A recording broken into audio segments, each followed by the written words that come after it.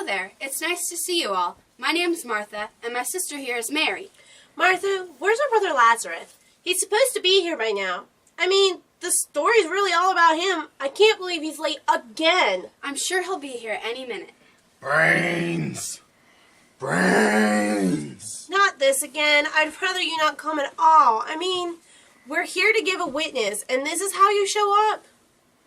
Oh, come on, Mary. It's funny. But not exactly the way you make a good impression. These are our guests. Our brother Lazarus here. You probably already know this, but his big claim to fame is when Jesus raised him from the dead. So now this goober likes to show up dressed up like a zombie at every function we have. It's so tired and played. Wait, this time you are a mummy, right?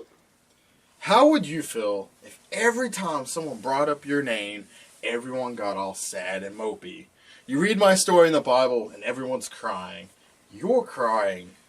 Martha's sad, even Jesus bawls. He knew I was coming back to life. It's so depressing. Before I died, I was the funny guy. Oh, poor Lazarus. That's right, little brother. Poor Lazarus. It's so hard to be you. What a terrible burden it is to come back to life. We feel your pain.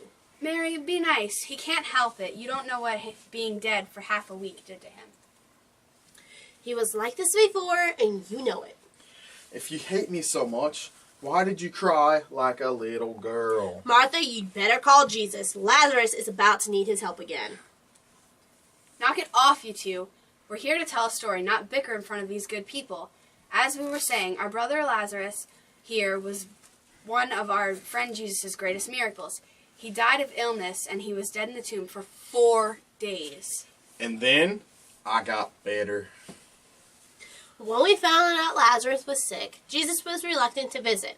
The last time he came down from Galilee, the Pharisees and scribes tried to stone him to death. But Jesus knew we needed him. He waited a couple of extra days, and then he came down to Bethany. But by the time he had got there, our brother here had died. And Mary was inconsolable. She was. I went out to meet Jesus to thank him for coming, but to tell him our sad news. I told him I wish he could have been here sooner. I told him that I knew God would give him, even now, whatever he asked. And he asked me, Martha, do you believe in the resurrection? It broke my heart when he asked me that. It was what everyone was telling me. Feel better, Martha. Your brother will live again on the last day. He will be raised. That's what we say to make each other feel better. It was the 100th time I had heard it about my brother. So I hung my head and mumbled, of course I do. We'll all be raised on the last day. But then he said to me, I am the resurrection and the life, Martha. Those who die will live, and those who live will believe in me will never die. Do you believe this, Martha? I didn't know what to say to that. Yes, Lord, you're the Messiah, I said, but I'm not sure I really understood what I was saying. Then he asked for Mary, so I went back to bring her.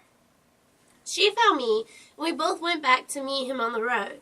Martha was keeping it together better than I was. I was still so hurt, and it was so painful. I didn't mean this the way it sounds. She never means it the way it sounds. Lazarus.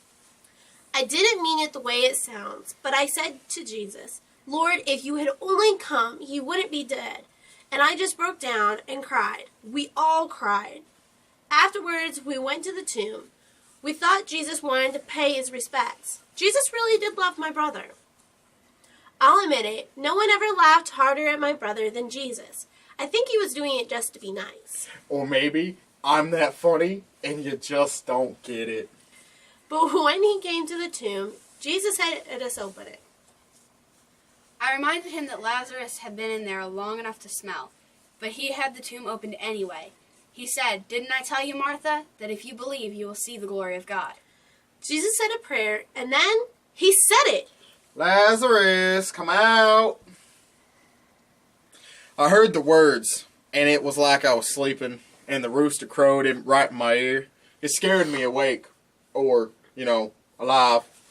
And the first thing I noticed was I was wrapped in these burial clothes, like a mummy. And the second thing I noticed, how bad I smelled. We scrubbed him down about a dozen times, and he still smelled like wet towels balled up in a corner. He still smells like that. That's how we know he's coming. He can't pull pranks on us anymore because we can smell him a mile away. So, Jesus raised him back from the dead. He brought our brother back to us. And it was just a preview of things to come.